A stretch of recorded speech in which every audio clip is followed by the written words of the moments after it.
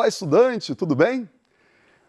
Eu sou Romildo Calisto, eu sou professor de Filosofia da Rede Estadual de Ensino e hoje nós vamos falar sobre dois filósofos importantes para a prova do Enem, chamado Heráclito e Parmênides. É um prazer entrar na sua casa, entrar no lugar que você está, na sua mídia, para te ajudar a caminhar rumo a essa avaliação que é tão importante e às vezes é vista como um bicho de sete cabeças, que é a prova do Enem. Pois bem, como eu já me apresentei, eu sou o Romildo e eu vou dar aula para vocês de filosofia rumo a essa avaliação do Exame Nacional do Ensino Médio. Pois bem, por que você deve assistir essa aula?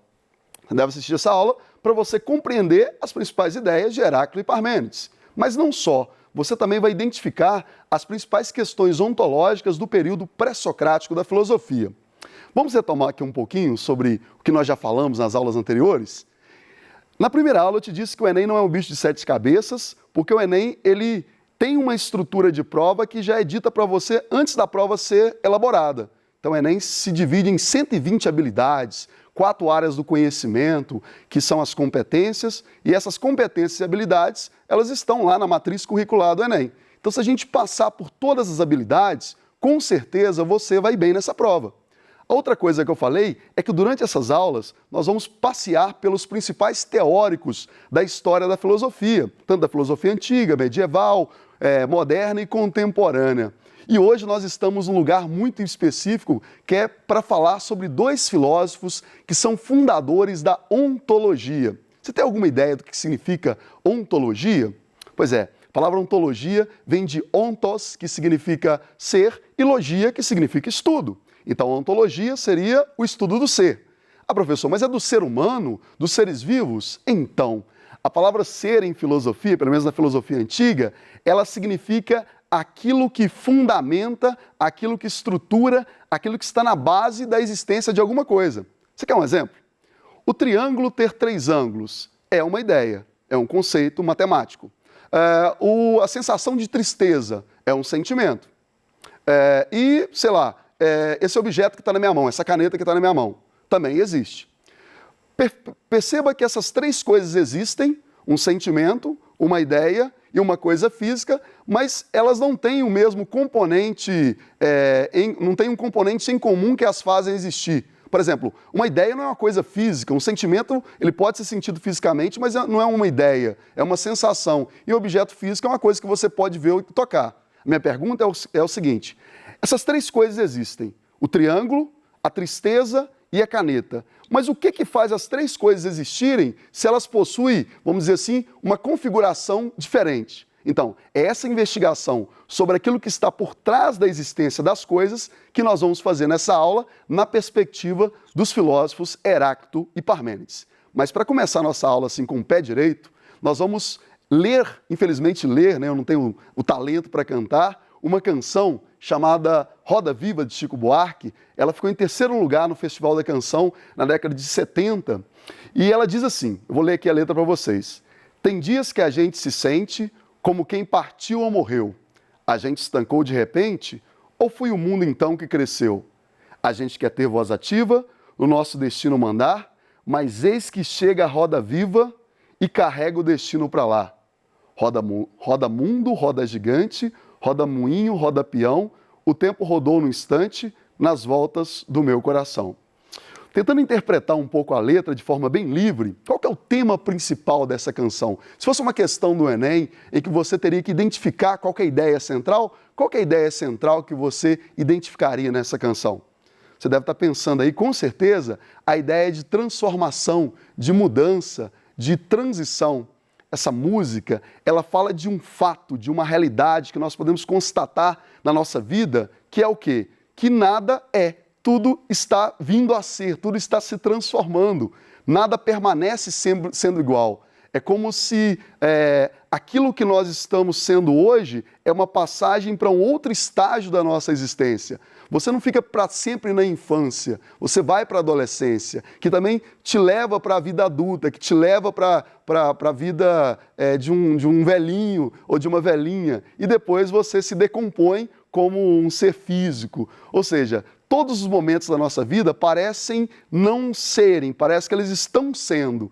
E é sobre isso que nós vamos falar. Aqui uma imagem para você entender isso melhor, é como se a vida fosse um moinho, né? E do ponto de vista até psicológico da coisa, faz sentido. Tem dia que você está triste, tem dia que você está mais feliz. Tem dia que você está se planejando para viajar e no outro dia acontece uma pandemia e você tem que ficar isolado, tem que ficar dentro de casa. Então, parece que essa perspectiva da canção está certa. A vida é transição. Mas tem um filósofo, que é o Heráclito de Éfeso, que viveu ali na região da Jônia, que hoje é a atual Turquia, no século V, VI e V a.C., que ele traduziu isso filosoficamente de uma forma brilhante. E esse filósofo, ele cai no Enem. Ele tem o costume de cair no Enem nas provas anteriores. E nós vamos agora explicitar a sua teoria, perfeito? Bom, o Heráclito, como todos os filósofos pré-socráticos, eles querem entender como que a natureza funciona. E para eles, a natureza funciona da seguinte forma, né? Para ele, a natureza funciona da seguinte forma. A natureza para eles é uma physis. Physis é uma palavra grega que significa natureza. Natureza em movimento, natureza em transformação. E a physis, ela tem como principal aspecto para ele essa ideia que nós extraímos da canção do Chico Buarque, que é a ideia de que nada é, tudo é um vir a ser. Tudo muda. Então, assim, brincando um pouco, a única coisa que não muda é a mudança. Se você olhar para a natureza, tudo muda, mas o fato de tudo mudar não muda. Isso continua existindo o tempo todo. Pois bem, e o Heráclito, então, ele diz o seguinte, que no plano da physis, nada é. Ou seja, ele diz que não existe ser, não existe uma essência, não existe um ser que define as coisas. Tudo é um vir a ser, tudo é uma transformação. Mas como é que essa transformação ela acontece? Ela acontece de forma dialética. A palavra dialética é uma palavra cara à filosofia, depois o Sócrates vai usar, depois o Hegel também vai usar, depois o Karl Marx vai usar para falar da luta de classes. Ela significa o seguinte, que toda tese, toda afirmação, ela tem dentro de si a sua antítese, a sua antítese, a sua negação. E nesse confronto entre tese e antítese, gera-se uma síntese, que seria a superação dessas contradições. E o Heráclito está olhando para a vida, para a natureza, para o cosmos. E ele então percebe que no cosmos, essa mudança, essa transformação, ela acontece como uma briga, como uma guerra de contrários. Quer um exemplo? O dia e a noite, o quente e o frio, o úmido e o seco, tudo, a vida e a morte, tudo parece que se alterna entre contrários. Só que os contrários, longe de se contradizerem, eles se complementam. E é isso que o Heráclito, então, está dizendo aqui, que a alternância dos contrários produz a harmonia. É como se a gente estivesse andando de bicicleta. O movimento da bicicleta, ele se dá pela alternância dos pedais. E essa alternância dos pedais gera um movimento que gera o seu equilíbrio em cima de uma bicicleta. É óbvio que você tem que saber andar de bicicleta, e para esse exemplo da seta, a bicicleta não pode ter rodinha, mas entenda, é o movimento da bicicleta que faz ela ficar equilibrada. Então é o dia se transformando em noite, é coisas perecendo para dar lugar para coisas que estão nascendo. Então essa alternância dos contrários, ela produz de fato uma harmonia. Imagina se as pessoas que tivessem nascido hoje, até hoje não tivessem morrido. Não teria talvez espaço e nem comida para toda a população mundial, não é mesmo? Quer um outro exemplo? Um bem simples. Esse momento que está acontecendo agora, esse dia de hoje, ele é mais um dia ou menos um dia na sua vida? E a resposta é a seguinte, ele é mais um dia e também menos um dia. Porque para ser mais um dia enquanto experiência na sua vida, ele precisa ser menos um dia enquanto quantidade. São coisas contrárias, mais e menos, mas elas precisam acontecer. Então, quando a pessoa fizer aniversário, você pode dizer parabéns por mais um ano de vida e meus pêsames por ter menos um ano de vida para você continuar existindo. Ou seja, para viver um ano, você precisa morrer um ano ou deixar de existir mais um ano. E é assim que a natureza opera, é assim que as coisas acontecem. Então me acompanha aqui para Heráclito, só para a gente resumir essas viagens que a gente fez aqui, essas viagens filosóficas deliciosas. Para Heráclito, a natureza, ela só é porque ela não é, porque ela está sendo. Nós só somos humanos porque nós deixamos de ser humano. Nós só estamos vivendo porque a cada dia que a gente vive, a gente está deixando de viver. E esta é a causa da harmonia da natureza. Não é como disse Tales, a água como elemento fundamental, arqué da natureza. O fundamento da natureza para Heráclito é a mudança, é a transformação. E aí, o Heráclito, ele fala que essa arqué, esse princípio fundamental, é o fogo. O fogo, não o fogo físico, mas o fogo logos. O que seria o fogo logos? Aluna, estudante? O fogo logos seria uma metáfora para o fogo físico, para o fogo que queima, para o fogo que você usa para fazer comida, que você usa para acender alguma coisa. O que o fogo faz, por exemplo, numa folha? Ele queima a folha, certo? E o que acontece na nossa vida? Parece que existe um fogo lógico que faz a gente passar por um processo de metamorfose, de transformação. Então, existe como se a vida, como se a natureza fosse uma chama que queima o tempo todo, que para existir tem que deixar de existir. Então, assim como o fogo ele altera uma folha de papel quando é queimada, assim também existe uma lógica na natureza que parece que altera as coisas. O dia se transforma em noite, como eu já disse, né? As estações do ano se sucedem, as pessoas vivem porque elas estão deixando de viver e assim por diante. Então, para Heráclito, o princípio que estrutura a natureza é o devir. Esse devir pode ser pensado como um fogo lógico, como um fogo logos. Perfeito? Muito bem, mas Heráclito tinha o seu... Aqui uma frase interessante de Heráclito, olha que interessante. Todas as coisas movem-se e nada permanece imóvel. Não se pode entrar duas vezes no mesmo rio. Então Heráclito está dizendo o seguinte, olha, você não consegue banhar-se duas vezes no mesmo rio. E por que você não consegue? Porque no segundo banho a água é diferente. Isso é uma metáfora para dizer que você não é nunca a mesma pessoa a 1/1000 de segundo depois. Porque você já se transformou, suas células já envelheceram. Se não tem como, não existe estabilidade, se tudo muda, a gente não pode querer capturar a essência de nada, porque as coisas mudam o tempo todo, não tem essência, não tem nada que fica. Pois bem, mas o Heráclito, ele tinha o seu oponente, e o seu oponente, teórico, era Parmênides de Eleia, que viveu na cidade de Eleia, mais ou menos no mesmo período, século VI, V a.C. E ele tem a tese de que o ser é, e que a mobilidade do mundo é ilusória. Vamos lá. Então, o Parmênides é um pouco mais difícil, mas vou deixá-lo muito simples para você entender. Para o Parmênides, quando você olha para as coisas, quando você alcança as coisas através dos sentidos, da visão, do tato, a impressão que você tem é que as coisas estão mudando. Mas o fato das coisas mudarem altera a sua essência, altera o seu ser, altera o seu fundamento. Por exemplo, se você pegar uma foto sua de 2 anos de idade, hoje você deve ter 16, 17, não sei qual a sua idade, mas se você olhar, você não é mais a mesma pessoa.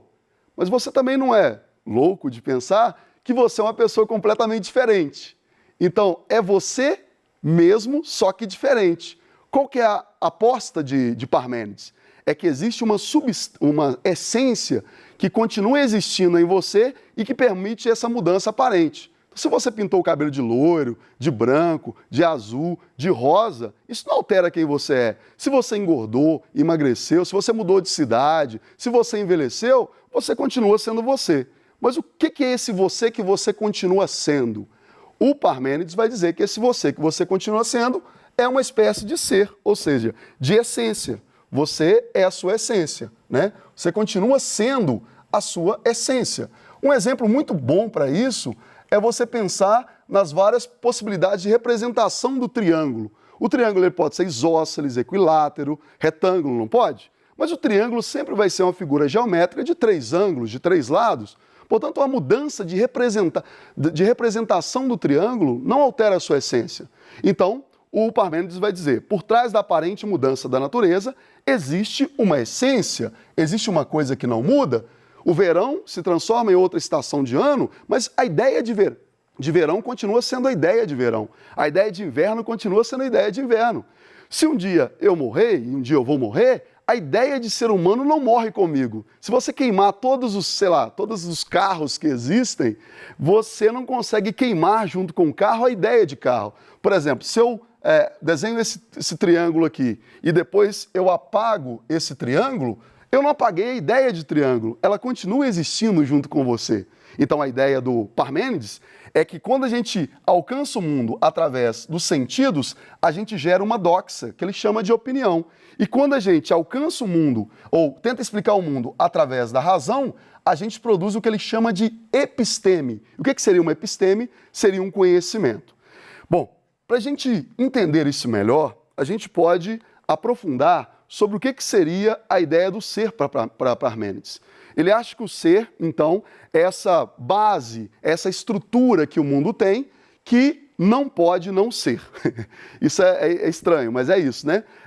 Uma coisa que existe, ela não pode existir e não existir ao mesmo tempo. Por exemplo, você não pode estar vivo e morto ao mesmo tempo. Você não pode estar, ao mesmo tempo, falando e calado, entende? Ou uma coisa é, ou ela não é. Então, o ser da coisa é exatamente isso. E aqui vem uma coisa interessante, é que o não ser, ou nada, ele não pode vir a ser. O não ser não pode vir a ser. O que significa isso? Significa dizer que, para Parmênides, uma coisa não pode surgir do nada. Então, se a gente fala que existe a mudança, como Heráclito apostava, ele está querendo dizer que uma hora uma coisa não existiu, depois ela passou a existir e depois ela deixou de existir. Mas a ideia de Parmênides é que do nada, nada vem. Pensa no universo mesmo, né? No cosmos.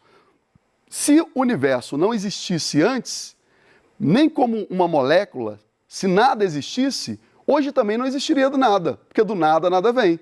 Então a aposta de Parmênides é que o ser, uma espécie de essência fundamental para a natureza, sempre existiu. E o ser é exatamente aquilo que é, que significa que o ser não foi, significa que o ser não será. Ou seja, é aquilo que é. Então, voltando ao exemplo do triângulo, que é mais fácil, o triângulo nunca foi uma figura de 4 lados ou de 2 lados, e não será uma figura de 6 lados. O triângulo é sempre uma figura de 3 lados, e é essa a essência dele. Então, o não ser não pode ser pensado nem enunciado. Então, pense em qualquer coisa. Se você pensou nessa coisa, essa coisa existe de alguma forma. Agora pense no nada. Consegue pensar no nada? Não, porque o nada não existe. Se não existe, ela não tem tamanho, não tem textura, não tem cheiro, não tem características. Então você não consegue, de fato, pensar no não ser. Perfeito? A frase aqui do Parmênides é essa. São muitos os sinais de que o ser é ingênito, ou seja, ele se autogera, e indestrutível, pois é compacto, inabalável, sem fim. Não foi nem será, pois agora um todo homogêneo, uno, contínuo. Como poderia o que é perecer? Como poderia o que é perecer? O que é, né? O que é o ser perecer? Como poderia gerar-se? Não tem jeito. Então, uma coisa que é, não pode deixar de ser, segundo Parmênides. Ou seja, resumindo, para Heráclito, tudo muda. Você é uma pessoa diferente a cada milésimo de segundo. Para Parmênides, você só mudou a sua aparência. A essência continua a mesma. Então, na natureza, tudo muda, mas as coisas continuam com a sua identidade. O que é árvore, o que é pedra. Então, não existe uma mudança do ser. Existe uma mudança no ser para Parmênides. Perfeito? Então, olha só, vamos fazer aqui rapidamente uma questão que é sobre comparando Heráclito e Parmênides. É uma questão que caiu no Enem. Texto 1, fragmento B91. Não se pode banhar 2 vezes no mesmo rio, nem substância mortal alcançar 2 vezes a mesma condição, mas pela intensidade e rapidez da mudança, dispersa e de novo reúne.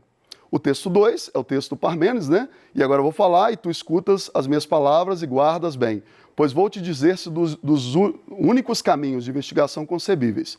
O primeiro diz que o ser é e o que o não ser, ele não é. Este é o caminho da convicção, pois conduz à verdade. O segundo que não é, o que não é, é. E o que o não ser é necessário. Esta via, digo-te, é imprescrutável, pois não podes conhecer aquilo que não é. O comando. Os fragmentos desse filósofo expõem uma oposição em que se intere no campo das. Aqui, você vai ver que, se você aprendeu bem essa aula, que não é uma preocupação mitológica, então não é a B, não é uma investigação sistematizada como de Platão, não é uma retórica dos sofistas, que nós não vimos os sofistas ainda, e não está falando do mundo inteligível, que é uma coisa de Platão. O que esses filósofos estão fazendo? Eles estão buscando qual que é o ser, qual que é a lógica do ser da natureza, o fundamento da natureza. Então a alternativa correta seria a alternativa C. Esses filósofos, eles estão buscando uma explicação de base ontológica. Aqui estão as nossas referências e eu só te agradeço por ter me acompanhado até aqui. Muito obrigado e até a próxima aula.